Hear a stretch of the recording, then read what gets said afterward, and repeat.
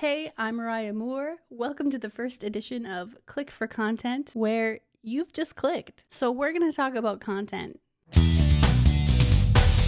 In the very first edition, we are talking about the different types of writing roles you may stumble across in your organization. A copywriter versus a content writer versus an SEO writer versus an email writer, social media writer, you name it, they write it, and we're going to talk about it. This also might come in handy for you if you are a new business or growing startup and you need somebody in marketing and you need to decide who that is and what kind of shoes they need to fill. Let's jump in. First, we're going to talk about the copywriter. I would say this is the blanket term for marketing writer. Oh, so-and-so is the copywriter. We just hired a new copywriter, or we're looking for a copywriter. In actuality, the main goal of a copywriter is to produce writing that converts.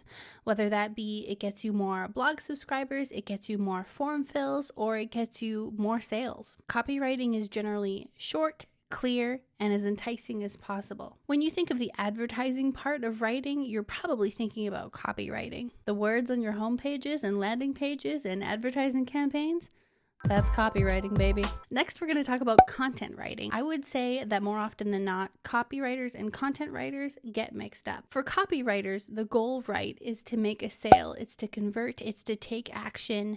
It's short, enticing, clear. For content writers, on the other hand, their goal is to add value and educate readers. Content writers are your behind-the-scenes researchers. They produce blog posts and case studies and ebooks and white papers. The writing isn't made to be like snappy and salesy and sharp.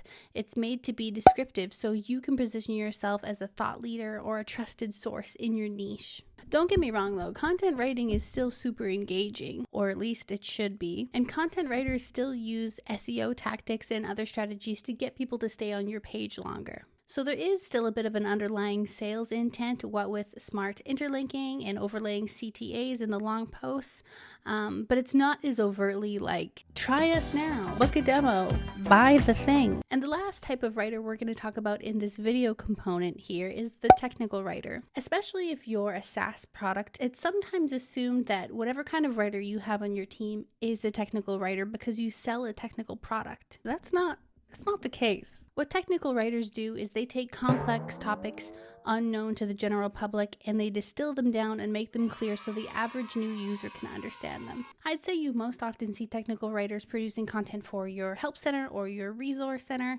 producing walkthroughs and how-to guides. But even if you don't work in tech, maybe you work in B2C, you still might need a technical writer. If you have like a pharmaceutical brand, for example, or if you offer highly specialized services, it still might take a technical writer's skills to distill these complex topics down and make them accessible for the average new user.